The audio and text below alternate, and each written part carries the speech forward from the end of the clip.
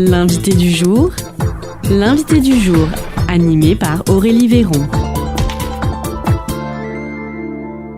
L'invité du jour sur Espoir FM aujourd'hui et en cette semaine spéciale Alzheimer, nous recevons Stéphane Raillot, directeur de la Clé d'Essence et de Regain Coordination aussi. C'est bien cela, Stéphane Raillot? Oui, c'est exactement ça. Bonjour et bienvenue dans les locaux de l'accueil de jour La Clé d'Essence. Oui, parce que voilà, il faut le préciser à nos auditeurs, vous nous avez reçus dans les locaux de la Clé d'Essence. Donc on est là pendant une journée pour profiter et recevoir en interview différentes associations en lien justement avec la maladie d'Alzheimer, puisqu'on le rappelle à nos auditeurs, la journée mondiale de la maladie d'Alzheimer, c'est le 21 septembre. Et en Lot-et-Garonne d'ailleurs aussi, les festivités, c'est le 19 septembre à 14h au Passage d'Agen et on fêtera même les 40 ans de l'association. Alors ça, c'est une chose. Et puis après, donc la Clé d'Essence, qu'est-ce que c'est? C'est un accueil de jour, c'est bien ça? Oui, exactement. Donc les accueils de jour comme la Clé d'Essence sont des structures qui peuvent accueillir donc à la journée en général du lundi au vendredi des personnes en perte d'autonomie, mais aussi des personnes ayant des maladies neuroévolutives comme la maladie d'Alzheimer. La particularité en ce qui concerne la Clé d'Essence, c'est qu'on ouvre également pour répondre aux besoins au plus près des aidants 2 samedis par mois. D'accord. 2 samedis par mois aussi, ok. Donc ça, oui, c'est... pour répondre notamment aux besoins des salariés aidants et également pour répondre à un contexte du territoire où il est parfois difficile de trouver des aides pour le week-end. Donc ça permet également de soulager les aidants sur le week-end. D'accord. Donc comment ça se passe? Déjà, si on est aidant, on a un proche qui a la maladie d'Alzheimer ou assimilée, comment ça se passe? Est-ce qu'on peut tous faire appel à la Clé d'Essence? Oui, complètement. L'objectif, c'est de prendre contact avec l'accueil de jour. Un entretien est programmé soit à domicile, soit sur site si la personne est en capacité. Et l'objectif, c'est de pouvoir échanger, notamment sur le fonctionnement de la structure et de recueillir les éléments de l'histoire de vie. C'est mieux connaître la personne de manière à ce que si la personne souhaite franchir le cap de la période d'adaptation, comme on dit, les journées découvertes, ça puisse le faire en tenant compte des besoins. Donc nous proposons à toute personne qui le souhaite jusqu'à 2 journées découvertes, d'abord en demi-journée, après en journée entière, pour être certain finalement que ça se passe bien et que ça soit en adéquation avec le fonctionnement du collectif. Est-ce que la personne peut être accueillie du lundi au vendredi, toute une semaine complète, ou malheureusement vous n'avez pas assez de place pour tout le monde? Malheureusement nous avons des places.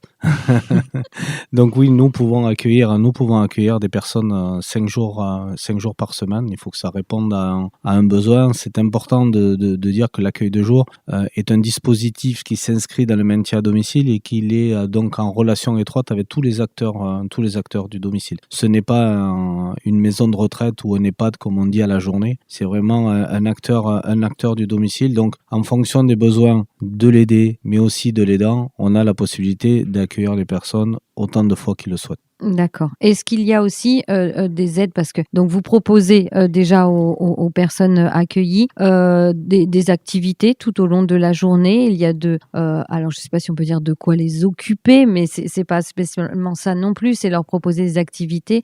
Ça a aussi quelque chose de thérapeutique, ou c'est aussi pour faire passer la journée? Alors j'aurais tendance à dire tout. La priorité, en tout cas nous, c'est une particularité de la Clé d'Essence, c'est qu'on se base sur les capacités restantes de la personne. Donc l'objectif, c'est pour ça qu'il est important de recueillir l'histoire de vie, c'est de ne pas mettre la personne en échec. Bien entendu que la priorité, c'est d'arriver à concilier le bien-être de la personne, le partage, là où des personnes parfois sont un petit peu isolées à domicile compte tenu de la pathologie ou de la situation familiale. L'objectif, c'est d'arriver à proposer des choses ludiques, des choses sur lesquelles on va stimuler la mémoire, les sens, l'activité physique. Donc on est sur des choses qui sont programmées à l'avance et qui tiennent compte des particularités des personnes qu'on accueille chaque jour. D'accord, très bien. Et donc il y a aussi, vous soutenez aussi les aidants, au-delà de leur permettre des journées un petit peu libres. Vous leur proposez aussi des services pour les soutenir? Oui, complètement. Alors en parallèle essentiel de l'accueil de jour. Nous proposons avec un autre service porté par l'association Rogaine dont je suis le directeur, une plateforme d'accompagnement et de répit pour les aidants familiaux qui s'appelle Carpe Diem. Et là, l'objectif également, c'est d'essayer d'avoir la palette la plus large possible d'aide, soit en individuel, soit en collectif, pour répondre aux besoins des aidants. Je vais donner les plus classiques, c'est le répit à domicile, être en capacité de pallier la présence de l'aidant au domicile de 1 à 6 heures consécutives. Il y a également des séances de bien-être, il y a des formations, il y a des moments de partage, il y a des séjours vacances. La semaine prochaine, nous avons 10 personnes qui partent à Loudunvielle, à la montagne, avec 2 de nos accompagnants dans le cadre de nos séjours vacances que nous organisons tous les ans. Ce qui est important aussi en parallèle sur l'accueil de jour, c'est que l'accueil de jour organise le transport qui peut être assuré donc soit par la famille, soit par l'accueil de jour lui-même, soit par des prestataires. Donc on essaye aussi autant que possible arriver à enlever ou lever tous les freins possibles à la fréquentation. Donc, c'est-à-dire que moi, j'ai discuté justement avec un des aides-soignants, si c'est le bon terme, qui me disait que justement, le matin, il va chercher quelques personnes à leur domicile pour qu'ils viennent passer la journée à la clé d'essence. Donc, c'est vrai que ça permet vraiment à l'aidant de pouvoir souffler, de pas se dire il faut que d'abord que je l'emmène, que j'aille le rechercher. C'est comme vous dites, ça enlève les freins. Oui, complètement. C'est l'objectif justement, c'est que les aidants puissent profiter pleinement de cette bulle d'air à travers la journée. C'est pour ça qu'on est vigilant quand même lorsqu'on accompagne les personnes, qu'ils puissent être dans un périmètre pas très éloigné de l'accueil de jour, parce que le but c'est que les personnes ne passent pas une grosse partie de la journée dans les transports, puisqu'autrement ça pourrait les désorienter en rentrant à domicile. Donc ça fait partie aussi. C'est pour ça qu'on essaye d'optimiser les tournées de manière à ce que les personnes passent le moins de temps possible dans les transports. Parce qu'il faut le dire aussi, ces aidants en général, ce sont par exemple le mari ou la femme, donc c'est-à-dire des personnes âgées aussi, ou les familles qui ont aussi un métier, des enfants. Enfin, c'est jamais très très simple d'être un aidant, d'être un proche. C'est compliqué parce qu'en fait, il y en a beaucoup qui se considèrent pas comme des aidants. Il y a des générations qui se considèrent comme des proches, mais pas forcément comme un aidant. Pour eux, c'est normal, c'est légitime de pouvoir s'occuper de son proche qui est en difficulté. Donc il y a déjà tout un travail à faire pour leur faire prendre conscience qu'ils sont des aidants et qu'au titre justement de cette aidance, il y a des dispositifs qui peuvent venir les soulager. Et un de notre rôle, et on le voit, les difficultés qu'on peut avoir sur les structures, souvent on est sollicité lorsque l'aidant est en situation d'épuisement. Et je pense que notre rôle à toutes les structures qu'on va voir, c'est d'être sollicité pour éviter l'épuisement. Donc c'est intervenir le plus en amont possible. Et là, il y a quand même une culture. Alors, il y a beaucoup de projets qui sont déposés auxquels on contribue largement pour essayer de contribuer à un meilleur repérage de ces aidants familiaux, de manière à ce qu'on les incite le plus précocement possible à demander de l'aide. Pour ça que nous, au niveau de l'aide, on va proposer des sorties au cinéma, des sorties au restaurant, de la gymnastique, des séances de sophrologie, où on n'est pas dans une approche thérapeutique en tant que tel, mais plus sur du mieux-être et du bien-être. Et c'est pour ça que vous travaillez aussi avec de nombreux partenaires, des associations, je pense notamment avec l'association France Alzheimer par exemple. Complètement, nous sommes complémentaires. Nous, on accompagne les aidants un petit peu plus largement, mais c'est vrai qu'on partage nos plannings et on a régulièrement des personnes qui sont à la fois suivies par France Alzheimer, mais qui bénéficient également des services proposés par Regain Coordination. Donc nous sommes des structures complémentaires et nous devons rester complémentaires. On ne peut pas se permettre le luxe d'être concurrentiel sur cet accompagnement, là où on a un gros travail à faire pour essayer de sensibiliser le maximum de personnes. Est-ce que vous voyez des modifications, des modifications dans les demandes d'accueil au fur et à mesure des années? Est-ce que il y a des personnes de plus en plus jeunes? Est-ce que parce qu'on le dit, la maladie d'Alzheimer par exemple touche de plus en plus tôt les personnes. Est-ce qu'il faut tout revoir aussi parce qu'il y a des difficultés pour les accueillir en EHPAD? Du coup, l'accueil de jour peut être aussi, peut-être que vous le ressentez, à avoir des personnes plus jeunes. Est-ce que vous... Alors, pour moi, il y a plusieurs niveaux et vous avez mis sur le doigt sur quelque chose de très sensible et très paradoxal. C'est-à-dire depuis de nombreuses années, on incite en tout cas les politiques publiques à travailler sur le repérage le plus précocement possible. Et pour les accueils de jour, il n'y a pas d'aide pour les moins de 60 ans. Ce qui est assez paradoxal parce qu'une fois qu'on a mis une étiquette, entre guillemets, sur une personne en disant qu'elle a une maladie neuroévolutive et que l'aidant veut anticiper ou que la personne veut participer à des ateliers, il faut qu'elle soit en capacité de payer l'accueil de jour pleinement. Donc là, déjà, il n'y a pas d'aide. Et pour moi, un autre axe, en tout cas de développement, puisque les accueils de jour, en tout cas les taux d'occupation d'accueil de jour sont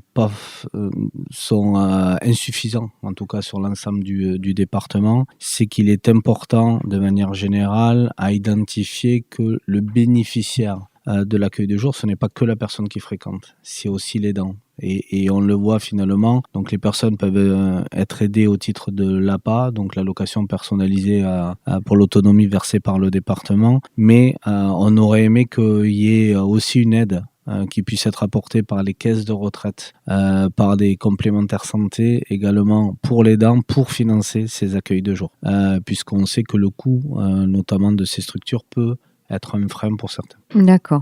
Et puis alors on peut le dire aussi parce que donc on est accueilli à la Clé des Sens, donc eh bien j'ai eu le droit à une petite visite. C'est quand même aussi un lieu qui est totalement pensé pour accueillir des malades d'Alzheimer ou assimilés. Complètement. Donc bon, ce projet, la structure a 13 ans maintenant. Nous avons eu la chance de participer donc à la création, à la réflexion, et l'objectif justement, c'était d'avoir un véritable lieu de vie. Donc on a 450 mètres carrés dédiés à l'accueil des personnes. On est en capacité sur le site d'Agen d'accueillir 22 personnes, mais nous avons aussi la possibilité d'accueillir 6 personnes 2 jours par semaine sur le site d'Enerac pour limiter également les déplacements des personnes. D'accord. Donc voilà, donc à la Clé des Sens, il y a plusieurs salles. Oui. Chaque salle a une utilité particulière. Il y a la salle principale où tout le monde peut se retrouver.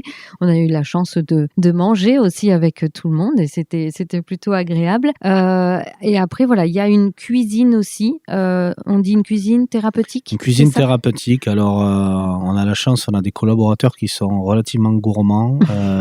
Donc, du coup, ils sont très dynamiques sur cette partie culinaire, et c'est vrai que souvent c'est quelque chose qui arrive à fédérer de cuisiner. Donc lorsque c'est possible, les mercredis, mettons, on va rentrer dans la période, ils vont aller au marché à la place du pain, acheter les légumes et préparer la soupe après. Donc ça, c'est des choses au niveau au culinaire où justement on arrive à faire participer quand même un grand nombre de personnes. D'accord. Donc il y a différentes salles comme ça, puis il y a aussi de très beaux extérieurs pensés aussi pour la sécurité et pour le bien-être de ces personnes. C'est ça, initialement, donc c'est la Clé des Sens. Donc l'objectif de la structure, c'était justement d'arriver à stimuler les 5 sens qu'on peut avoir, donc notamment au niveau du jardin. D'accord. Donc voilà. On peut rappeler le lieu précis de la Clé des Sens, c'est à Agen et précisément où ? Oui, donc il se situe 98 avenue Robert Schumann, à côté des pompiers, sur le site de la maison de retraite de Pompéry. Vous avez un grand parc avec un énorme éléphant en fer dans le parc, vous ne pouvez pas le louper.